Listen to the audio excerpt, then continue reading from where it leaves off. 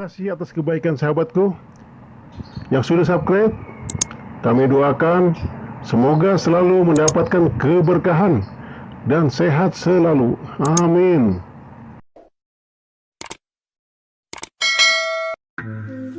Anak ini terkena pukulan bola baseball kakaknya dan tewas seketika di pemakaman. Keluarga ini begitu berduka, tapi mereka semua berusaha kuat. Sorenya, ketika anak tertua memeluk ayahnya, ayahnya mengeluarkan pisau. Ia ingin membalas dendam untuk anak bungsunya.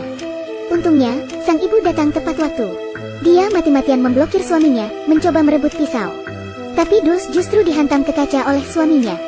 Dan ketika Dus bangun, ia tak menemukan siapapun di rumah. Dus menemukan jalan ke basement dan melihat suaminya telah tertusuk pisau, terbunuh. Dan anak tertuanya berdiri di depan pintu basement. Dus bertanya siapa yang melakukan ini. Leopoldo tetap diam. Dus melambaikan tangannya lembut, meminta putranya untuk datang padanya. Leopoldo baru berjalan 2 langkah. Tiba-tiba, seseorang menarik putranya ke dalam basement bawah. Namun ketika ia mengecek tak ada siapapun di sana. Rumahnya kosong. Dus benar-benar tak mengerti apa yang terjadi. Ia menelpon polisi. Dan setelah diinvestigasi, Dus kini kembali dan tinggal sendirian di rumahnya. Dan senjata yang digunakan untuk membunuh suaminya, terdapat sidik jari tangan Dus. Ia tak bisa menyangkal dan dipenjara. Hingga 2011, 30 tahun kemudian, Dus telah diizinkan untuk keluar. Ia kembali ke rumahnya. Dus melihat rumahnya yang terlihat seperti rumah hantu. Tak terawat dan berantakan. Walaupun terlihat menyeramkan, dia tetap harus kembali. Karena Dus percaya, putranya masih hidup. Siangnya, seorang pendeta datang berkunjung dan memberitahunya sebuah berita. Dus memegang sebuah lilin. Ia membawa pendeta itu ke basement paling bawah, berbatu dan penuh lumpur. Tidak ada pintu rahasia atau kode. Hal ini membingungkan sang pendeta. Dus menjelaskan, ini adalah rumah yang sangat mengerikan. 30 tahun lalu, malam sebelum tragedi keji itu, ada sesuatu yang aneh yang terjadi di sini. Hari itu, kedua anaknya pulang terlambat, dan ketika sampai rumah, putra tertuanya merengek minta makan malam. Tapi mereka sangat miskin dan tak memiliki makanan di rumah. Untuk menenangkan putranya, Dus memberikan salah satu mutiaranya pada Leopoldo dan memberitahunya untuk membuat sebuah permintaan pada mutiara ini. Mutiara ini akan mengabulkan permintaan. Anak yang menahan lapar itu kembali ke kamarnya. Ia sangat sedih. Pada tengah malam, suaminya pulang karena tak menghasilkan uang. Keduanya mulai bertengkar. Suaminya pergi dengan marah. Tapi begitu suaminya pergi, pintu kamarnya tiba-tiba diketuk. Dan dari jendela, Dus dapat melihat suaminya yang melangkah pergi. Lalu siapa yang mengetuk pintu? Dus diam sejenak, tapi ia mendengar seseorang membuka kuncinya. Tak punya pilihan lain, Dus berjalan ke arah pintu, ingin melihat siapa yang berada di luar. Ia tak menemukan siapapun. Dus mengambil gunting dari meja. Ia menusukkan gunting ke pintu. Berhasil menakuti si penyusup. Karena tak tahu situasi di luar, Dus tak berani keluar. Tapi pada saat itu, putra tertuanya keluar dari kamar. Dan ketika melewati kamar ibunya, ia mendengar ibunya berbicara. Ia hendak masuk dan bertanya. Tiba-tiba, terdengar suara adiknya berteriak. Dus segera keluar dari kamar dan pergi ke kamar putranya. Tapi anaknya tidak mau membuka pintu. Dus segera bergegas mencari kunci cadangan dan mengambil sebuah pisau, dan akhirnya berhasil membuka kamar putranya. Tapi Dus sadar, ini bukan putranya. Dus segera paham, dan berlari ke kamar putra bungsunya. Anani berkata, baru saja. Kakaknya berlari masuk ke kamarnya, dan menakuti dirinya. Dan ia juga melihat seseorang yang menyeramkan. Jadi Dus memutuskan untuk memanggil polisi.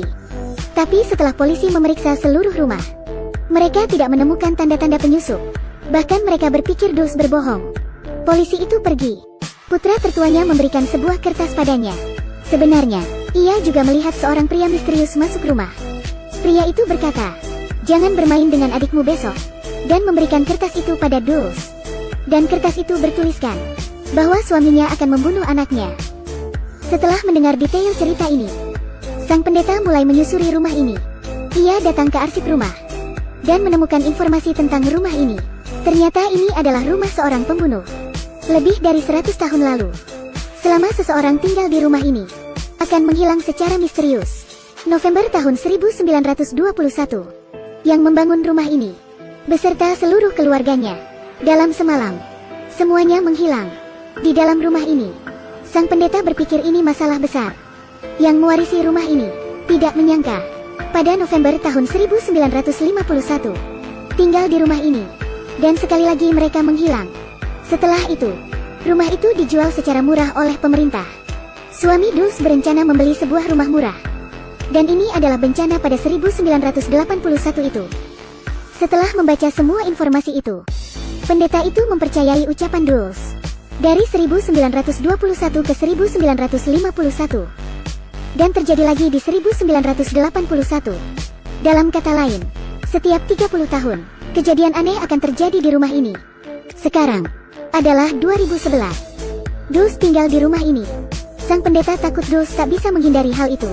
Pendeta itu bergegas pergi ke sana untuk memberitahu Dulce. Tapi pada saat itu, Dulce berdiri di depan kaca. Dan ketika ia menoleh, ia melihat penyusup itu lagi. Orang itu memegang pisau dan hendak menghampiri Dulce. Dulce segera mengunci pintunya dan menunggu hingga beberapa saat. Ketika tak lagi terdengar pergerakan, Dulce membuka pintunya perlahan melalui koridor hingga ke kamarnya. Semuanya berantakan. Dan yang paling aneh adalah di kaca, 6 pasang tulisan angka 11 ditulis dengan darah. Dulce memikirkan maknanya. Tiba-tiba, seseorang misterius menggedor pintunya dengan brutal. Dulce berteriak dan hendak kabur. Tapi pintunya terkunci. Dan ketika pintunya terbuka, ternyata itu adalah 2 orang polisi. Hari itu benar-benar buruk. Ketika Dulce sudah sangat frustasi, sang pendeta akhirnya sampai. Pendeta itu memberitahu hasil investigasinya pada Dulce. Dan kombinasi aneh di kaca itu. Pendeta itu berspekulasi. November tahun 2011. Yang artinya 11 pukul 11.11 malam ini. Hal aneh akan terjadi lagi di rumah ini. Tapi apa yang akan terjadi? Mereka masih tidak tahu. Pendeta itu bertanya apa yang terjadi 30 tahun lalu. Mungkin bisa membantu. Dulce berkata, hari di mana putra bungsunya tewas. Ia mengeluarkan sebuah notes yang tertulis, sang ayah akan membunuh anaknya. Ia memberikan notes itu pada suaminya. Namun suaminya berpikir ini hanyalah omong kosong. Namun Dulce masih merasa tak nyaman. Dia ingin pindah dari rumah ini. Tapi tentu saja suaminya menolak. Dan yang fatal adalah, anak tertuanya tak menuruti pria misterius itu. Dan bermain baseball dengan adiknya. Dan ketika mereka bermain, adiknya memberikan mutiaranya kepada gadis yang disukai Leopoldo. Semuanya baik-baik saja awalnya. Namun kedua bersaudara itu, bukan karena permainannya, Leopoldo marah. Dan tak sengaja membunuh adiknya. Dan pada pemakaman esoknya, Leopoldo menangis. Dan berharap pada mutiara itu. Berharap adiknya dapat hidup lagi. Teman bermain Leopoldo juga datang melayat. Mereka berjanji satu sama lain untuk selalu bersama dan tak saling meninggalkan. Tapi sore itu, Leopoldo tiba-tiba menghilang. Kenangan itu. Dan polisi tiba-tiba datang dan berkata bahwa itu bukan hari kunjungan, dan menyuruh sang pendeta untuk pergi. Sebelum pergi, pendeta itu memberikan kalungnya pada Dulce. Tapi Dulce berkata, ia tak begitu taat. Pendeta itu memaksa Dulce menerima kalungnya dan memberitahu Dulce, di mata anak-anak, ibu adalah Tuhan mereka. Mungkin kalung ini bisa membantunya. Pukul 11.11 malam, tiba-tiba lampu rumah mati.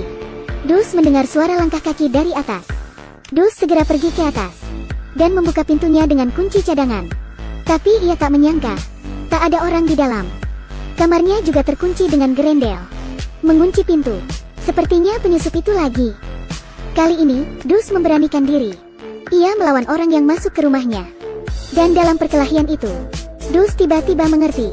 Sekarang, wanita dalam kamarnya itu adalah dirinya 30 tahun lalu. Dulce masih bingung. Dia hanya bisa kabur sebentar. Dan sesaat kemudian, anak tertuanya masuk ke kamar. Dulce mengambil kesempatan untuk sembunyi. Mencoba menemukan petunjuk. Tiba-tiba, anaknya berteriak. Leopoldo ketakutan. Dulce mencoba menenangkan anaknya. Setelah 30 tahun, Dulce akhirnya bertemu anaknya lagi. Dan untuk membuat anaknya percaya, Dulce berkata, mutiara yang hanya diketahui oleh mereka berdua. Anaknya akhirnya percaya. Namun ia mengira itu adalah neneknya. Dulce memberitahu bahwa ia adalah ibunya di masa depan. Anaknya berjalan ke arahnya, mengelus kerutan di wajah Dulce, dan memeluknya erat. Air mata Dulce membanjiri wajahnya. Dan untuk mencegah tragedi itu terjadi, ia memberitahu anaknya bahwa dalam 3 hari ke depan, jangan bermain dengan adiknya. Dan tidak menunggu anaknya bertanya kenapa, ia mengeluarkan notes itu dan memintanya untuk memberikannya pada ibunya di masa kini. Dan Dulce meminta pada anaknya untuk jangan pernah melihat isi notes itu. Anaknya mengangguk patuh, dan ia bertanya, "Mama, ketika aku dewasa aku jadi apa?" "Kamu adalah seorang pemain baseball." Dan saat itu, Dulce tak lupa menyemangati putranya. Inilah kehebatan cinta seorang ibu. Leopoldo melihat pada mutiara di tangannya. Dan ketika ia mendongak, ibunya dari masa depan telah menghilang. Dan 30 tahun kemudian, ruangan anaknya yang kosong, Dulce mulai mengetahui misteri rumah ini. Ketika ia membuka pintu dan berniat pergi, tiba-tiba, seorang pria tua muncul di belakangnya. Dulce melihatnya membawa sebuah pisau dan tak berkata apapun. Berjalan ke arah basement, Dulce mengambil lilin dan mengikutinya ke basement dasar. Pria tua itu berhenti, dan di depan lilin, ia melihat ke arah Dulce dan memanggilnya ibu. Ketika Dulce kebingungan, pria tua itu membuka tangannya dan menunjukkan mutiara dari ibunya. Untuk beberapa saat, Dulce paham, pria tua di hadapannya ini adalah putranya Leopoldo. Leopoldo berkata, dia datang dari tahun 2071, 60 tahun dari sekarang. Ia tak bisa menjelaskan fenomena ini, tapi ia tahu, setiap 30 tahun, rumah ini akan mengeluarkan sebuah kekuatan dan memasukkan orang di dalamnya ke masa lalu atau masa depan.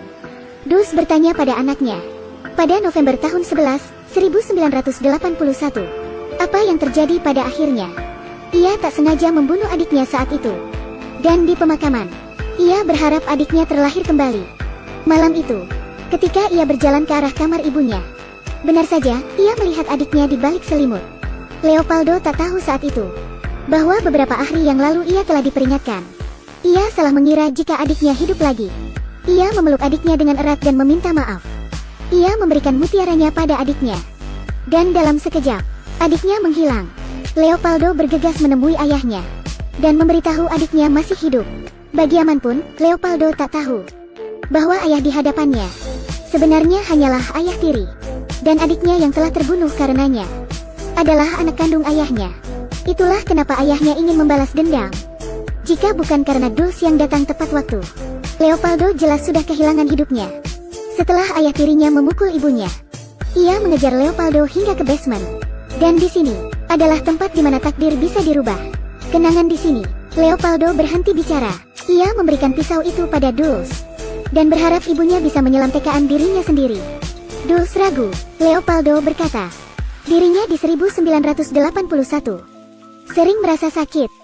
Ia tak tahu hingga di masa depan, ternyata ia menderita penyakit jantung. Karena dunia medis belum maju saat itu, jadi Leopoldo memohon pada ibunya, setelah menyingkirkan ayah tirinya, harus membawanya ke tahun 2011. Pada saat itu, Dulce akhirnya mengerti senjata yang digunakan pembunuh untuk membunuh suaminya. Alasan kenapa ada sidik jarinya di sana, karena permintaan putranya. Dan ketika rumah itu membawanya kembali ke 30 tahun lalu, ia memilih untuk menyelamatkan anaknya, menusukkan pisau pada suaminya. Namun Dulce yang telah dipenjara selama 30 tahun, masih berperang dengan batinnya. Jika ia meninggalkan putranya pada tahun 1981, 30 tahun lalu, Dulce tidak harus menanggung rasa sakit kehilangan anak 2 kali. Mungkin dengan kesaksian anaknya, ia juga bisa bebas dari tuduhan. Tapi dalam kasus ini, anaknya akan mati karena sakit pada tahun 1980. Sebagai seorang ibu, Dulce memilih untuk mengorbankan dirinya. Dia pergi dan kembali. Leopoldo di tahun 1981. Bertahan hingga 2011. Rasa sakitnya selama 30 tahun terbayarkan oleh kehidupan anaknya. Dan keesokan paginya, pendeta itu datang ke rumah itu dan berjalan ke kamar Leopoldo. Dan di tangan Leopoldo, ia menyadari pendeta di hadapannya ini adalah sahabatnya 30 tahun lalu. Karena Dulce yang sudah tua tak bisa merawat anaknya, akhirnya ia memutuskan mempercayakan pendeta itu untuk mengadopsi Leopoldo. Sebagai ibu, ia tak ingin nyawanya diselamatkan, bahkan rela hidup sendirian, karena ia tahu, jika anaknya baik-baik saja, itu sudah cukup. Sekian, jangan lupa like, komen, dan subscribe.